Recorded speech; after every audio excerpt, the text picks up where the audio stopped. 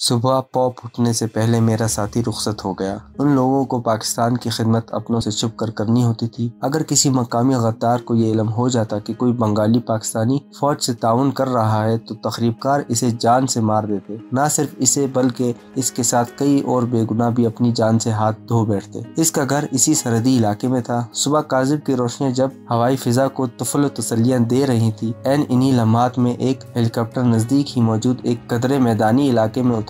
مجھے جیپ میں بٹھا کر وہاں تک پہنچایا گیا، پھر وہی ہیلی کاپٹر مجھے لے کر ڈھاکہ کی طرف پرواز کر گیا۔ ڈھاکہ کی طرف جاتے ہوئے بالکل نامحسوس سے انداز میں میرے لاشعور میں کہیں محفوظ عظما کی شہبیہ انگڑائی لے کر بیدار ہو گئی۔ ہیلی کاپٹر کے پرشور انجنوں کی آواز کہیں گم ہو گئی اور ناریل کے جھنڈ سے بارش میں بھیگی بنگالی صحرا میرے سامنے آہنی پردے کی طرح تن کر کھڑی ہو گئی۔ میں اس پردے کے پار کچھ نہیں دیکھ سکتا تھا، کچھ سوچ نہیں سکتا تھا۔ عظما میں کوئی ایسی بات تھی، کوئی ایسا افشاں ہونے والا راز تھا جس نے جادو کی طرح مجھے مسخر کر لیا تھا۔ اس کی گفتگو میں ایک بے نام سی خوشبو چاندنی کی طرح موجود تھی۔ وہ بہت شرمیلی، بہت گہری لڑکی تھی، کم آمیز، کم آبد۔ یہ لڑکی کسی نہ سمجھنے والے سوال کی طرح میرے ذہن میں الجھ کر رہ گئی تھی۔ میں اسے سوچنا نہیں چاہ رہا تھا، لیکن ایسا کرنے پر مجبور تھا۔ ہم بعض اوقات کتنے مجبور ہو جاتے ہیں۔ ہیلی کاپٹر ڈھاکہ چھاونی میں لینڈ ہوا۔ میرے استقبال کے لیے میرے سر اور کرنل صاحب یہاں موجود تھے۔ میرے لیے خوشائند بات یہ تھی کہ میری محنت راس آئی تھی۔ جن کاغذات کے حصول کے لیے میں نے جہنم کی اس آگ میں چھلانگ لگائی تھی، وہ میری آمد سے پہلے یہاں آ چکے تھے۔ Well done boy. بوڑھے کرنل نے، جس کے چہرے پر چڑھتی مونچھیں اس کے جوان ارادوں کا خمار تھی، میری پیٹھ ٹھوکتے ہوئے کہا۔ میں نے جواب میں کچھ نہ کہا۔ دل کی زبان رابطے کی زبان سے مضبوط ہوتی ہے۔ مجھے علم تھا کہ میرے جذبات بڑے احسان شکل میں ان تک منتقل ہو چکے ہیں۔ شام تک کا وقت میں نے افسر میس میں سو کر گزارا، پھر ایک جیپ مجھے میرے آفس تک چھوڑنے آئی۔ میں نے سب سے پہلے اپنی ڈاک کی فکر کی۔ اگلے ہی روز میری والدہ کی طرف سے خط آیا تھا۔ میں نے تحریر پہچانتے ہی بے چینی سے لفافہ چاک کیا۔ لفافے کے اندر موجود سفید کاغذ مجھے ممتا کی آغوش میں لیے جا رہا تھا۔ وہ دن شاید زندگی کے خوش قسمت ترین دنوں میں سے ایک تھا۔ والدہ نے لکھا تھا کہ تمہاری بہن حسن آرا کی رخصتی طے پا گئی ہے۔ اللہ تعالیٰ نے مجھے اتنے بڑے انعام سے نوازا تھا جو میرے وہم و گمان میں بھی نہیں تھا۔ اس روز مجھے ادراک ہوا، اس ہاتھ دو اس ہاتھ لو کے اصول پر قدرت کتنی سختی سے عمل پیرا ہے۔ بہن کی رخصتی 1 ماہ بعد طے پائی تھی۔ مجھے علم تھا کہ میں اپنے ہاتھوں سے اسے ڈولی میں رخصت نہیں کر سکوں گا۔ میں یہاں اس جیسی لاکھوں بہنوں کا اس سہاگ کی سلامتی کی جنگ لڑ رہا تھا۔ یہ محاذ خالی نہیں چھوڑ سکتا تھا۔ شہادت روز بروز بڑھتی جا رہی تھی۔ بڑے بڑے کڑیل جوان گھات لگائے تخریب کاروں کی گولیوں کا نشانہ بن رہے تھے۔ قدم قدم پر احساس ذمہ داریاں زیادہ ہو رہی تھی۔ میں تو یوں بھی فوج کے خصوصی گروپ سے تعلق رکھتا تھا۔ ہنگامی نوعیت کی حالت سے نمٹنے کے لیے تو مجھے تیار کیا گیا تھا۔ پھر یہ کیسے ممکن تھا کہ ان حالات میں محاذ خالی چھوڑ دوں؟ میں نے اسی وقت ماں کو لکھا کہ وہ میرا انتظار نہ کرے۔ حسن آرا سے زیادہ میری یہاں کی بہنوں کو ضرورت ہے۔ وہاں میں نہ بھی ہوا تو اس کی ڈولی میں سوار کرنے والے اور بہت ہوں گے۔ یہاں ایک لمحے کی غفلت جانے کتنی سہاگنوں کو بیوہ کر دے، کتنے بچوں کو یتیم کر دے۔ میں جانتا تھا کہ میری ماں ایک فوجی کی بیوہ اور دوسرے فوجی کی ماں ہے۔ وہ ذہنی طور پر ہر قسم کے حالات کا مقابلہ کرنے کے لیے تیار رہتی ہے۔ اس کو میری اس بات پر افسوس نہیں ہوگا، بلکہ خدا کا شکر ادا کرے کہ اس کا بیٹا اپنے فرض پر کسی شے کو ترجیح نہیں دیتا، اپنی بہن کو بھی نہیں۔ ہماری لاکھ نیک خواہشات کے باوجود حالات روز بروز بد سے بدتر ہوتے جا رہے تھے۔ ہمیں ہر روز کوئی نہ کوئی تشویشناک خبر اپنے ذرائع سے یا کوئی نہ کوئی ہولناک خبر کسی غیر ملکی ذرائع سے سننے کو ملتی رہتی تھی۔ ڈھاکہ شہر میں موجود ہمارے آدمی، جنہیں ہم مقامی ہمدرد سمجھنے لگے تھے، بظاہر اندرونی حالات پر نظر رکھے ہوئے تھے۔ وہ پل پل کی خبر ہمیں مل رہی تھی۔ بھارتی تخریب کار اتنی زیادہ تعداد میں ڈھاکہ شہر میں داخل ہو چکے تھے کہ انہیں باہر نکالنا ایک پریشان کن مسئلہ بن کر رہ گیا تھا۔ ہماری پوزیشن ایسی تھی کہ ہم براہ راست کسی معاملے میں مداخلت نہیں کر سکتے تھے۔ ہمیں بس حالات پر نظر رکھنے اور اعلیٰ حکام کو باخبر رکھنے کے فرائض انجام دینے تھے، یا پھر مقامی انتظامیہ کے تعاون سے کوئی اہم قدم اٹھا سکتے تھے۔ ان حالات میں کتنی نرمی یا پھر ہماری بے بسی نے ہمیں کسی قابل نہیں رکھا تھا۔ اس روز بھی میں اپنے مقامی ذرائع کی طرف سے حاصل کردہ اطلاعات کی فائل دیکھ رہا تھا کہ جب ایک نام سن کر میں چونک उठा। प्रोफेसर शमसुद्दीन रिहाइश फेल खाना मुश्तबा अफराद की फहरिस्त में दाखिल हो चुका था। हमारे एजेंट ने इत्तला दी थी कि इसने कल ढाका यूनिवर्सिटी में 2 मकामी गद्दारों से मुलाकात की है। इन दोनों मकामी गद्दारों को हम दरअसल बतौर चारा इस्तेमाल कर रहे थे। दोनों भारतीय और मकामी तकरीबकारों के दरमियान राब्ते के फराइज सरअंजाम दे रहे थे। हमें इन पर नजर रखने से हमें ढाका में मौजूद भारतीय पर्दादार गद्दारों का इल्म होता रहता था। वो उन दोनों की गिरफ्तारी से ये खेल जारी रखना मुश्किल हो जाता। मैं सोचने लगा, पहली मुलाकात में आखिर ये शख्स क्यों बार बार मेरे जहन में खटक रहा था। क्या उज़्मा से मेरी मुलाकात भी तयशुदा प्रोग्राम का हिस्सा तो नहीं? ऐन मुमकिन था कि शमसुद्दीन को इस नौयत के फराइज सौंपे गए हों कि इसने अपनी बेटी को चारा बनाकर मेरे आगे फेंक दिया हो। मैं जानता था कि जिस तरह इंसानी अजमत की कोई इंतहा नहीं, इसी तरह इंसानी पस्ती की भी कोई हद नहीं। खुसूसन वो शख्स जिसने अपना ज़मीर ही दुश्मन के पास गिरवी रखवा दिया हो, वो मादरे वतन के खिलाफ ही गद्दारी पर तुल जाए। इसमें गैरत और ईमान नाम की तो कोई शय बाकी नहीं रह जाती। ये मफरूजा गलत भी हो सकता था और सही भी। जासूसी के खेल में कोई भी राय हतमी नहीं हुआ करती। मैंने शमसुद्दीन को खुद चेक करने का फैसला कर लिया था। ढाका यूनिवर्सिटी में जो गुल खिलाए जा रहे थे, मुझे इनका बखूबी इल्म था। जालिमों ने अपने मजमूम मकासद के लिए तालीमी दरसगाहों के मुकद्दस माहौल को भी जहर आलूद कर रखा था। ढाका यूनिवर्सिटी तो इनका गढ़ थी। अफसोस की बात तो ये थी कि जानते बूझते हुए हम कुछ नहीं कर सकते थे। हमारे तो जैसे हाथ ही बांध दिए थे। अगले ही रोज मैं फेल खाना की तरफ जा रहा था। मैंने दानिस्ता सरकारी जीप से इज्तबा बरता था और एक रिक्शे के जरिए यहाँ आया था। उज़्मा के मकान से कुछ फासले पर ही मैंने रिक्शा छोड़ा और अब पैदल इसकी तरफ जा रहा था। मकान का बाहरी दरवाजा खुला था। मैं बरामदे में चला गया और दरवाजे पर हल्की सी दस्तक दी। मेरी दस्तक देने के मुश्किल 1 मिनट बाद ही मुझे खिड़की का पर्दा सरकने की आवाज सुनाई दी। शायद किसी ने मुझे देखा था। फिर खामोशी छा गई। मुझे यूं महसूस हो रहा था जैसे अंदर मौजूद लोग इस बात का फैसला कर रहे थे कि मुझे अंदर बुलाया जाए या नहीं। जल्द ही वो एक फैसले पर पहुंच गए और दरवाजा खुलने की आवाज सुनाई दी। इसके साथ ही उज़्मा का चेहरा नमूदार हुआ। अस्सलाम वालेकुम आप। इसने मेरे सलाम का जवाब बज़ाहिर बड़ी हैरान कुन लहजे में दिया था। क्यों, मुझे यहाँ नहीं आना चाहिए? मैंने मुस्कुराते हुए जोमानी लहजे में कहा। इसका चेहरा शांत रहा। नहीं, आपने ये क्यों सोचा? मुझे तो यकीन नहीं आ रहा कि आप। इसने अपनी बात अधूरी छोड़ दी। इस लम्हे उज़्मा का सारा सरापा इसकी आंखों में भर आया था। इसने अपनी स्याह और चमकीली आंखों को लाखों अल्फाज में बिखेर दिया था। जिस लम्हे उज़्मा ने मेरी तरफ देखा, इसके बदन की सारी हरारतें इसकी नजरों में सिमट आई थी। वो ऐसी ही लड़की थी जो अपने मुकाबिल के लहू में हजार जावियों के साथ घुसी चली जाती थी, बड़े नामहसूस अंदाज में, बड़ी खामोशी के साथ। शायद ऐसी ही निगाहें पलक झपकते दिलों के फैसले कर दिया करती थी। मैंने अंदाजा लगाया कि वो मेरी बात से घबराई नहीं, शर्माई जरूर थी। औरत जब शर्माए तो वो बचपन के बहुत करीब हो जाती है। इस लम्हे वो इतनी मासूम बन गई थी कि अगर कोई इसरार इसमें पिन्हा था तो वो जरूर मुनकशिफ हो जाता। लेकिन मेरे अंदाजों के बरअक्स वो अपने बाप की साजिश का कोई हिस्सा नहीं थी, सिर्फ प्रोफेसर शमसुद्दीन की बेटी थी। अगर इसे मेरे खिलाफ इस्तेमाल किया जा रहा था तो लाइल्म रख कर बेखबरी में। हाँ जी, मैंने ये फैसला इसी लम्हे कर लिया था जो लम्हा जिंदगी के बहुत करीब कर देता है। इस लम्हे सच्चाई एक कूदे की तरह इंसानी वजूद में लपकती है और इसे अपना आप मनवा लेती है। मैं भी ऐसे ही किसी लम्हे की गिरफ्त में था। मैंने बहुत दुनिया नहीं देखी थी, लेकिन बहुत जिंदगी और बहुत मौत का नजारा जरूर कर लिया था। मौत और जिंदगी को नजदीक से देखने वाला हालात को समझने पर कादिर हो जाता है। ये कहने की नहीं, तजर्बे की बात है। बैठिए। इसने अपने मुकम्मलपन के साथ मुझे बैठने की दावत दी। शुक्रिया कहकर मैं एक कोने में धरे सोफे पर बैठ गया। मेरे अंदर कोई पुरस्रार और नादीदा कुव्वत मुझे ये जरूर एहसास दिला रही थी कि कमरे की दीवारों में लगी कुछ आंखें मेरा जायजा ले रही हैं। ये मेरा वहम भी हो सकता था, लेकिन तब मैं इदराक के जिस हद पर खड़ा था वहाँ ऐसे वहम का गुजर नहीं हुआ करता। भारी कदमों की चाप मेरी समातों से टकराई और साथ वाले कमरे से कोई दूसरे दरवाजे से बाहर निकल गया।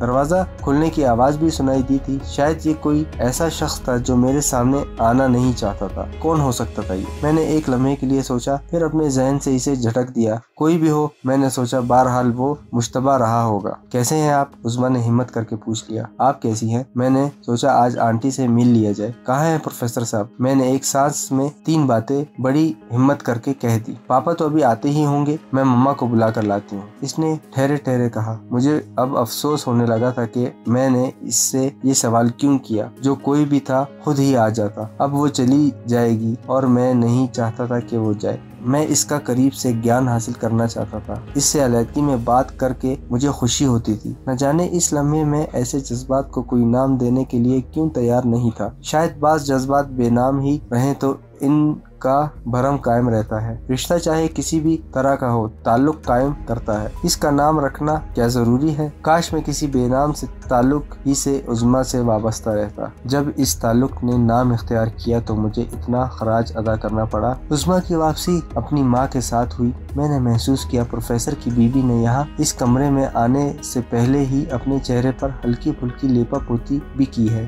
خاصی وزردار خاتون دکھائی پڑتی تھی۔ آؤ بیٹے، تم نے بہت اچھا کیا جو آ گئے۔ میں آج ہی تمہیں یاد کر رہی تھی۔ اس نے بڑی اپنائیت کا مظاہرہ کرتے ہوئے جھوٹ بولا۔ میں نے سوچا کہ اب آپ سے کوئی تعلق تو ہو ہی گیا ہے، پھر کیوں نہ آپ کی میزبانی سے لطف اندوز ہوا جائے۔ جانے کیوں میرے منہ سے بار بار زمانی سی باتیں ہی نکل رہی تھی۔ شاید مجھے خود پر اختیار ہی نہیں رہا تھا۔ ارے نہیں، ایسی بات کیا ہے، یہ تمہارا گھر ہے، ہمیں تو بیٹا فخر ہے تم جیسے جوانوں پر۔ ایک اس کا بھائی ہے۔ خیر چھوڑو، ہاں سناؤ، ادھر گھر میں سب خیریت ہے نا؟ جی بہت شکر ہے اللہ کا۔ ہم روایتی باتیں کرتے رہے، پھر عظمیٰ کو وہی بیٹھنے کا کہہ کر خود اٹھ کر چلی گئی، چائے بنانے کے بہانے۔ مجھے اس بات پر قطعی حیرانی نہ ہوئی کہ اس نے عظمیٰ کو میرے پاس اکیلا کیوں چھوڑ دیا تھا۔ میں جانتا تھا کہ یہ عورت اپنے خاوند کی رازدار ہے، اور اگر ایسا ہے تو پھر اس نے اپنی دانست میں اچھا ہی کیا تھا۔ آپ نے کبھی اپنے بھائی سے تعارف نہیں کروایا، میں نے عظمیٰ کو مخاطب کیا، جس نے دوپٹہ بڑے سلیقے سے اپنے سر پر اوڑھ کر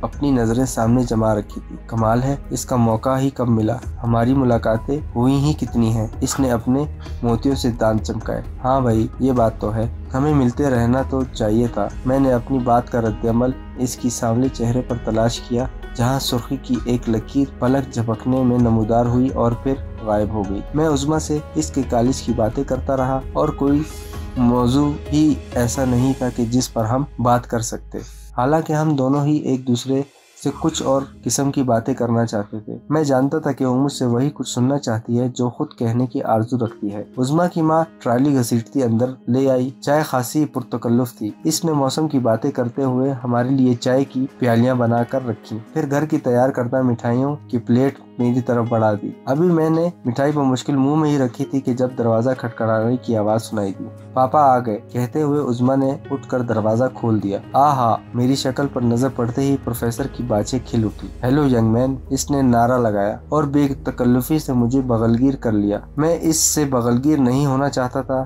بادل نخواستہ اس کی خواہش کا احترام کر رہا تھا۔ پروفیسر نے جس بے تکلفی کا مظاہرہ میری آمد پر کیا تھا، اس کے ساتھ وہ مجھ سے باتیں کرنے لگا۔ اس کی گفتگو ابھی تک غیر سنجیدہ تھی، آہستہ آہستہ اس میں سنجیدگی آنے لگی۔ ہم اب حالات حاضرہ کی باتیں کرنے لگے تھے۔ اس کی بیوی اور بیٹی زیادہ تر ہوں ہاں ہی کر رہی تھی۔ اس گفتگو میں ایک دو مرتبہ ہی اس کی بیوی نے باقاعدہ حصہ لینے کی کوشش کی تھی۔ صاحبزادے، مجھے سیاست تو آتی نہیں، لیکن ایک بات ضرور کہوں گا، یہاں مشرقی پاکستان کے لوگ ہندوؤں سے کم اور مغربی پاکستان سے زیادہ ناراض ہیں۔ حالانکہ ہم نے پاکستان اسی ہندو کی غلامی سے نجات حاصل کرنے کے لیے حاصل کیا تھا، لیکن اب نہ جانے کیوں اس کی غلامی کو اپنے مغربی پاکستانی بھائیوں کی غلامی پر ترجیح دینے لگے ہیں۔ اس نے بڑی مکاری سے مسکراتے ہوئے میرا رد عمل جاننا چاہا۔ وہ جب یہ بات کر رہا تھا تو میں نے عظمیٰ کے چہرے پر ناگواری اور اس کی ماں کے چہرے پر گھبراہٹ کے آثار دیکھے تھے۔ دونوں کے متضاد رویے کوئی اور ہی کہانی سنا رہے تھے۔ یہ کوئی نئی سوچ نہیں ہے، کوئی نئی بات نہیں ہے۔ ہمارے ماضی میں ایسی بہت سی مثالیں موجود ہیں۔ آج وہ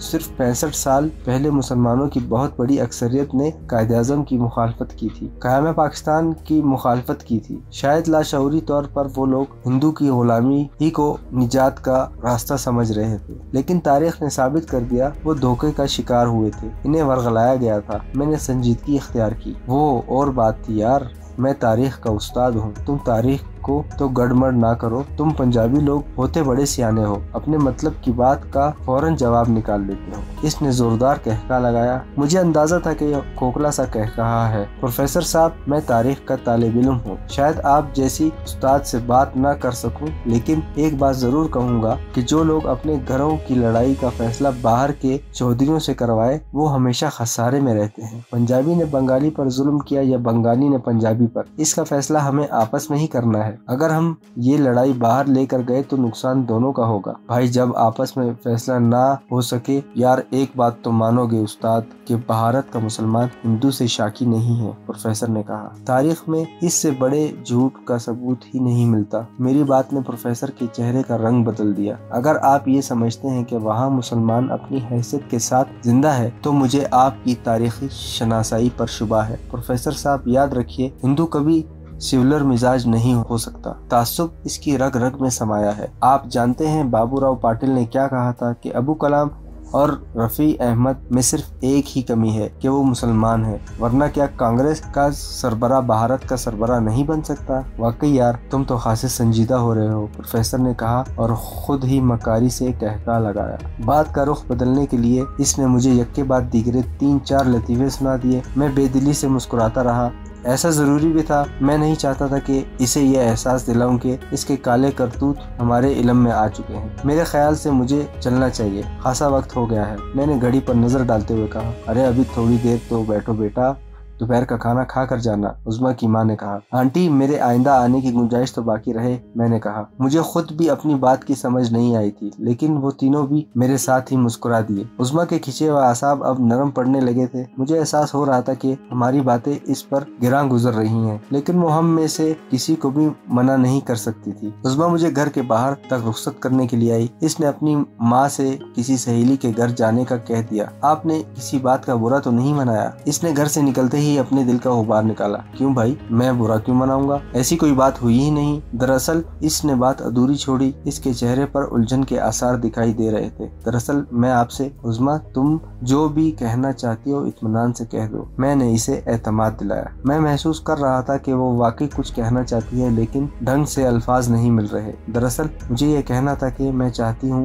आपसे रोजाना मिला करूँ, लेकिन आपको हमारे यहाँ शायद आपके लिए वो जगह मौजूद नहीं। शायद वो बेरब्त सी बातें कर रही थी और मैं इसका मंशा पा गया था। पहले तुम नॉर्मल हो जाओ, फिर कुछ कहना, मैंने सड़क का मोड़ काटते हुए कहा। अचानक ही सामने वाले घर से एक लड़की बाहर निकली, जिसे देखकर उज़्मा एक लम्हे के लिए ठिठक गई। मैं आपसे फिर कभी बात करूंगी, बहुत जरूरी बात करनी है, मैं चौंका। इससे पहले कि मैं कुछ कहूँ, वो लड़की, जिसने गालिबन उज़्मा को पहचान लिया था, तीर की तरह सीधी हमारी तरफ आई। हाय उज़्मा, हाउ आर यू? इसने बड़ी बेबाकी से उज़्मा के कंधे पर हाथ मारा। Okay fine. उज़्मा घबरा गई। आप हैं मिस्टर शराफगन? ये है नीलमा। इसने अपना तारुफ करवाया। हेलो। इसने मेरी तरफ हाथ बढ़ाया। हेलो। मुझे बादल नाख्वास्ता हाथ मिलाना पड़ा। मैं तुम्हारी तरफ आ रही थी। उज़्मा शायद इससे ज्यादा हमारी आपस में गुफ्तगू पसंद नहीं करती थी। मैंने भी इसे फिलवक्त इसके हाल पर छोड़ना ही मुनासिब समझा, हालांकि इसने आखिरी बात कहकर मेरा तजस्सुस बढ़ा दिया था। मैं चलता हूँ। ओके, जल्द मिलेंगे, उज़्मा ने फौरन ही कहा। अच्छा, खुदा हाफिज।